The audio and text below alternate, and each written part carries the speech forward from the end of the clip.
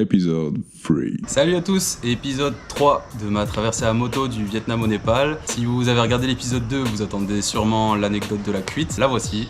En bref, avant toute chose, je tiens à rappeler que bien évidemment l'abus d'alcool est dangereux pour la santé, et je vais d'ailleurs vous le prouver tout de suite. Bref, je traverse le Vietnam à moto et j'ai été invité à la fête de village d'une minorité ethnique. On m'a dit que ce serait très typique, alors j'y suis allé, même si je parle pas vietnamien et que parle pas anglais. Avant de partir, Wilson m'a dit: attention, ils voudront tous te faire goûter leur alcool de riz. Je lui ai répondu: t'inquiète, j'aime pas trop boire, je vais juste goûter, mais après je refuserai. Sauf que dans la vie, j'ai du mal à dire non. J'arrive, rendez-vous 15h. Je suis le seul étranger. Ils ont l'air contents que je participe. À peine assis, on m'offre gentiment un premier shot. Je suis poli, alors je goûte. Pas mauvais en plus. Par contre, ça a l'air fort. Début de la fête autour d'un immense banquet autour duquel tout le village est réuni. Ça mange, ça rigole, bref. Je comprends rien, mais il y a une bonne ambiance. On continue de m'offrir des shots. J'en bois encore un ou deux, puis je commence à refuser poliment. Mais les gens insistent un peu, mais beaucoup. Ça a l'air de leur faire vraiment plaisir, et puis comme je suis un mec sympa, j'en bois encore quelques-uns. Certains le boivent directement à la paille. Là aussi j'essaie de refuser, mais je finis par y passer. Une fois, deux fois, trois fois. L'ambiance monte tranquillement, mon ébriété aussi, à tel point que je me mets à parler vietnamien. Au bout d'un moment, ils sortent des gongs et commencent un jam. Sauf que tout le monde est déjà bien bourré, moi y compris. Et comme dans toute fête de village, ça finit par lancer une chenille. C'est leur chenille à eux, on va juger. Dans tout ça, on continue de m'offrir des shots. L'alcool ayant déjà fait son petit bonhomme de chemin, je les refuse même plus, je me dis que j'encaisse. 19h15, ça commence à être l'anarchie. Danse avec une brochette. Qu'est-ce qui se passe? 19h30, c'est la guerre. Les gars, ça y est, tout le monde est bourré, moi y compris d'ailleurs. C'est parti, en couille. Mais j'ai trouvé une stratégie de génie pour qu'on arrête de me servir de l'alcool de riz. Je garde une bière à la main, sauf que il est déjà trop tard. Après ce moment, c'est le blackout, mais dans une inconsciente lucidité, j'ai continué à filmer 2-3 moments. Tel le petit poussé semant des cailloux pour retrouver son chemin dans la forêt, je sème des vidéos dans mon téléphone pour me souvenir le lendemain. Y'a un mec qui pisse là. Je vais essayer de rentrer chez moi, mais je sais pas comment.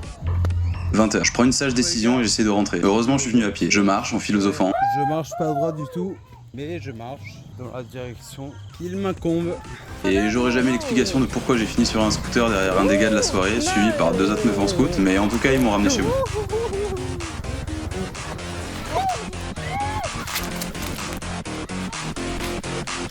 Bref, j'ai pris une cuite au Vietnam.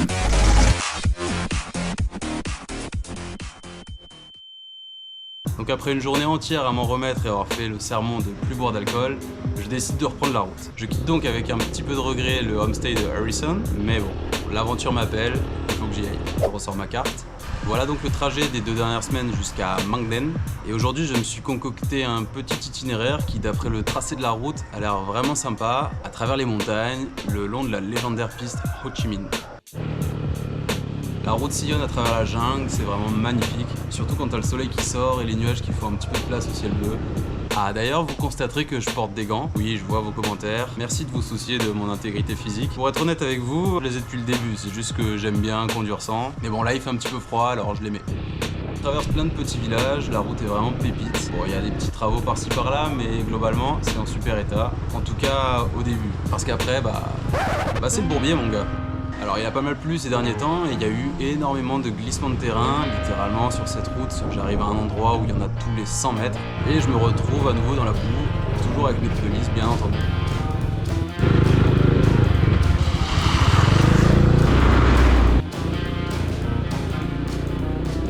Globalement tu vois ça passe, les tractopelles ont fait leur taf, c'est déjà bien déblayé et puis la vue est quand même exceptionnelle.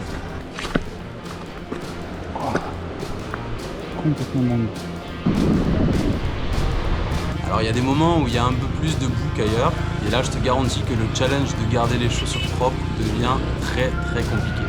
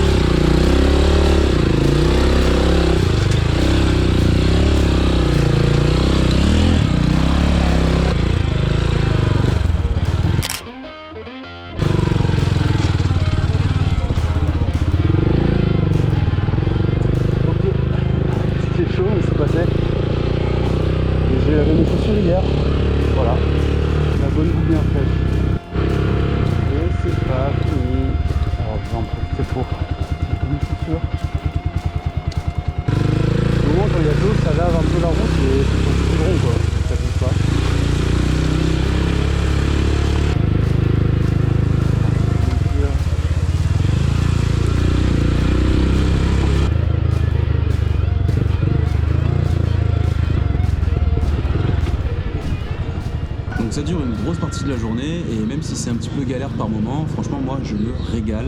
C'est l'aventure, il n'y a personne et je préfère largement être là qu'entre deux camions sur l'autoroute. Juste une petite note pour le Romain du futur, achète des pneus tout terrain. Parce que là, c'est un peu se faire chier pour rien.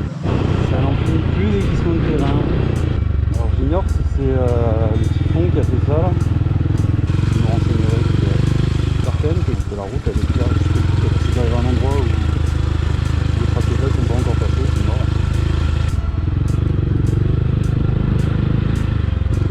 C'est les routes de l'extrême un peu. Ça fait penser à ça.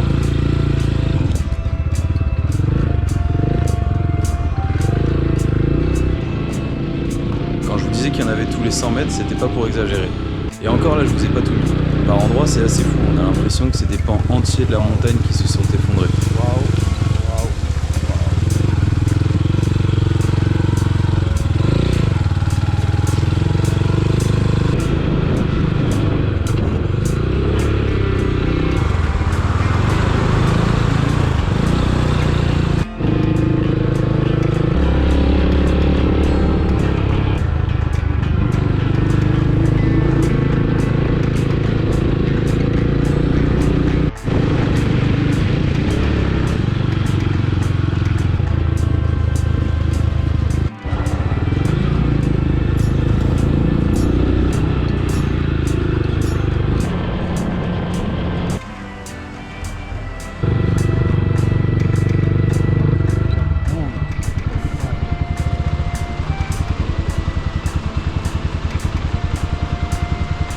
Un peu plus tard, je rejoins finalement une route quand tout à coup... Ah ça y est, en direct, il vient de péter. Bon. Et bien après le câble d'accélérateur, c'est le câble d'embrayage qui vient de casser. Et je sais pas si vous vous en rappelez, mais dans l'épisode 2, je disais déjà ça. Pour faire péter un câble d'accélérateur. Et je le sentais foireux ce câble d'embrayage, je sentais qu'il allait pas tarder à me lâcher. Ceci dit, les routes qu'on vient de se taper, je suis vraiment content que ça ait lâché là et pas avant en fait. Le virage moto en vietnamien c'est Soua c'est. Et là on y va, tranquillement, sans embrayage. Push. Ok. Là, ok, c'est ça. Et voilà, 20 minutes après seulement, c'est reparti. C'est vraiment trop fort ce vietnamien.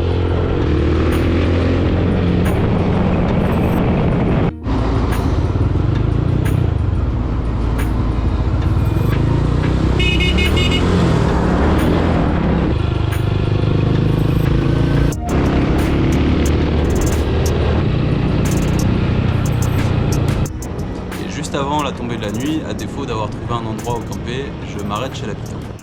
Et voilà, j'ai atterri dans un petit homestay tenu par un couple de personnes de 73 ans, figurez-vous. Et puis voilà, petit coucher de soleil. On va passer une nuit à l'abri chez ces gens, donc ça va être super cool. Je suis arrivé, ils m'ont direct proposé de faire à manger là. D'ailleurs c'est prêt je crois. Donc voilà.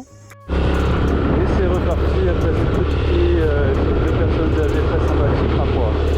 La direction Hoi An, et comme ça j'en profite pour faire réparer ma fourche qui fuit toujours là. Enfin justement non, elle fuit plus. Du coup ça veut dire que j'ai plus d'huile. Du coup je commence un peu à m'en inquiéter là, donc on va réparer ça aujourd'hui. Changement de plan les amis, en fait ils n'ont pas la taille du joint là pour ma fourche, donc je vais suivre ce monsieur qui va me montrer. Bye bye. Il va me montrer où acheter le joint quoi. Suite de l'épisode de réparation de la fourche, au final au magasin où le monsieur m'a guidé, il n'avait pas non plus la pièce. Et là du coup on va essayer une adresse à Danang, j'ai appris à côté là, mais c'est à 45 minutes. Tout ça bien sûr non sans visiter Hoi An, qui est une ville magnifique, en particulier la vieille ville. J'ai de la chance d'ailleurs parce que j'y suis passé entre deux inondations, à 1 ou 2 semaines près, ça ressemblait à ça. Voici arrivé à Da Nang. Donc ici apparemment c'est bon, il m'a dit ok. 400 000 dong, 2 heures. Donc nickel, je vais lui laisser la moto, je vais aller manger un morceau moi.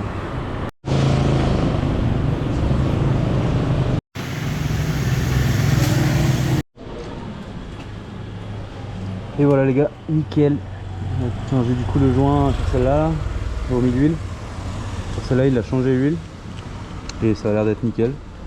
Il a fait ça en même pas 1h30. Ça m'a coûté environ 12-13 euros, un truc comme ça. Donc franchement je suis trop content. J'en ai quand même profité pour visiter un petit peu Da Nang, mais bon, la ville c'est pas tant mon truc. Alors je repars dans les montagnes, direction la piste Ho Chi Minh. Malheureusement en ce moment c'est la saison des pluies dans le centre du Vietnam, donc le temps est pas foufou. Ah ouais, il y a aussi eu ce moment où je me suis arrêté prendre un café et je me suis fait pote avec ces deux Vietnamiens qui avaient déjà bien entamé l'apéro et qui tenaient à me faire goûter leurs larves grillées. Very good. Wow! Hey! Bon, j'en avais déjà mangé, c'est pas dégueu en vrai. Puis quand c'est grillé, t'as pas la texture un peu gluante qui peut repousser certains. Un peu gluant, mais appétissant. Bon. Bref, ça repart et assez rapidement, je me retrouve de nouveau dans cette bonne vieille gadoue.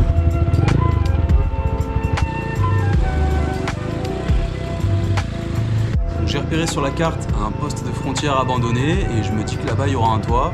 Enfin, j'en sais rien, mais j'ai pas de meilleur plan en tout cas. Le problème, c'est que vu l'état de la route, je sous-estime un petit peu la distance et surtout le temps que je vais mettre pour y arriver. Donc la nuit finit par tomber, il pleut, j'ai roulé toute la journée sous la pluie. C'est un peu la loose là pour être franc avec vous. J'enfreins donc une de mes règles d'or qui est de ne jamais conduire de nuit. Mais c'est vraiment parce que dans ma tête, je me dis allez plus que 10 km et je trouve un toit et je peux m'arrêter. Erreur! Jusqu'à ce que les choses partent vraiment en couille et que je prenne une mauvaise décision.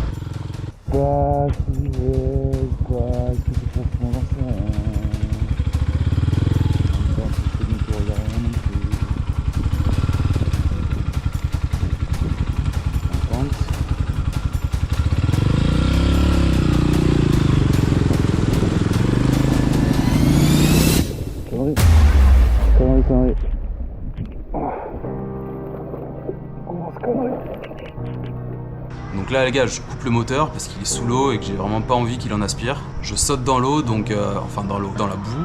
Donc j'en ai jusqu'aux cuisses à peu près. J'essaie de bouger la moto, ça bouge pas. Quand j'essaie de la soulever, ça fait ventouse et en fait c'est moi qui m'enfonce. Bref, grosse galère. Et dans tout ce chaos, la GoPro s'est éteinte parce qu'elle avait plus de batterie et j'avoue que c'était pas ma top priorité à ce moment-là. Donc j'ai que quelques mini-clips où j'arrive à la rallumer. Du coup, je regarde autour de moi, je fais un peu le bilan. Alors il fait nuit noire, il pleut. Ça fait 1 heure que j'ai croisé personne, j'ai pas de réseau et je suis coincé dans la boue.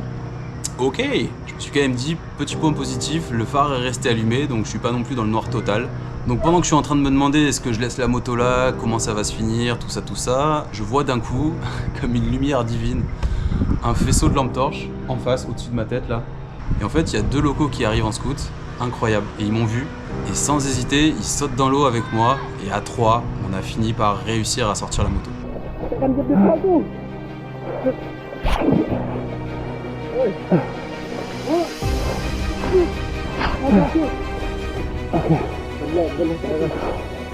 Et pour continuer dans la chance, une fois sorti de là, j'essaie de démarrer, bam, ça démarre. Voilà, c'est galère. Heureusement qu'il était là, j'aurais jamais réussi. Du coup, il m'explique que de toute façon, la route plus loin, elle est coupée, pas moyen de passer, et de toute façon, j'ai pas vraiment envie de me remettre dans la boue là tout de suite.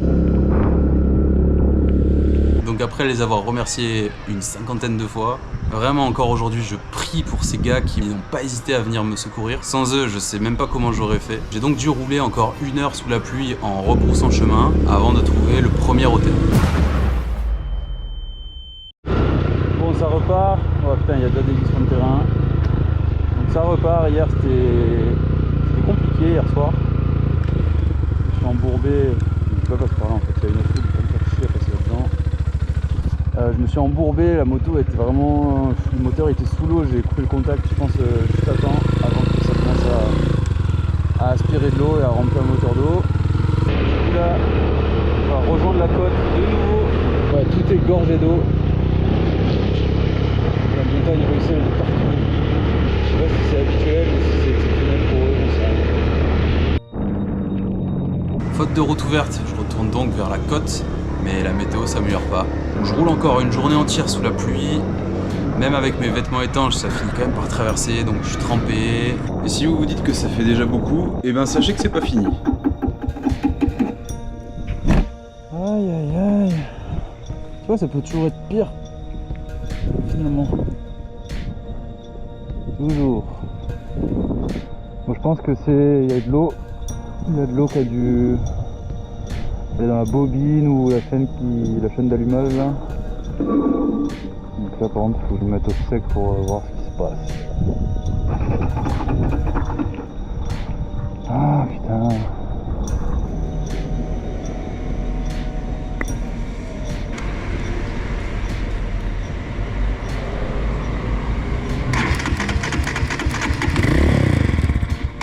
Bon.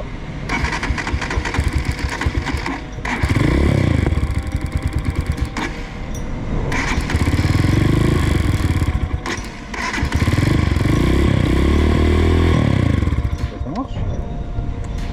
C'est juste ça qui a dû prendre la flotte.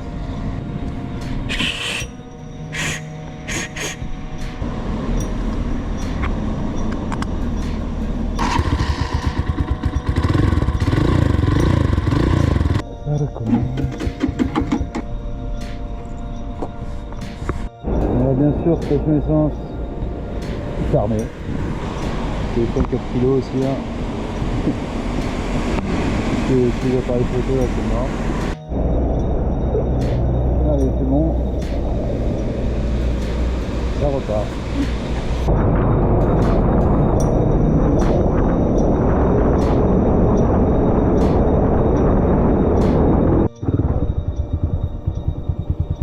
Encore merci Google Maps pour ce petit raccourci.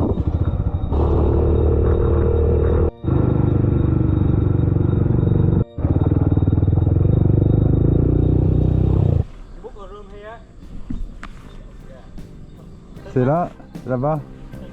Ok, ok.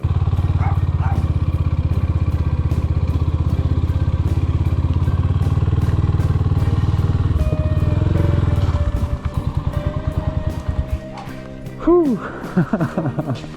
I'm so tired.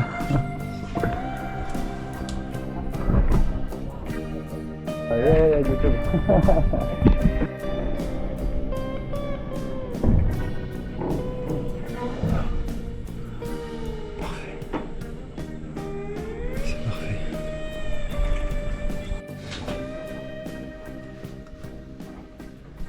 Les gars, je me réveille dans cette chambre. J'ai très bien dormi, par contre il a pas arrêté de pleuvoir. Il pleut encore.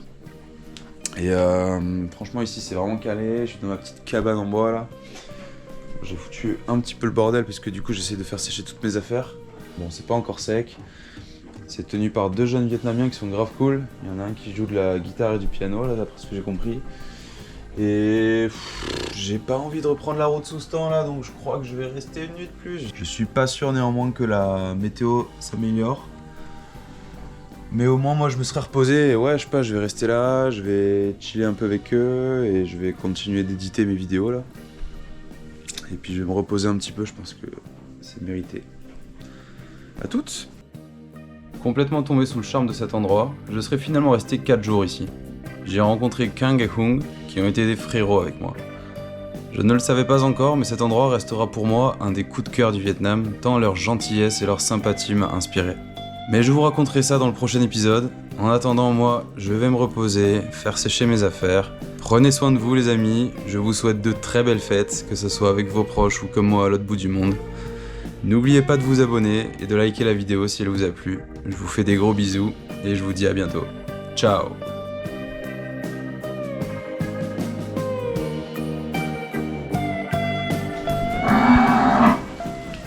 Bah alors?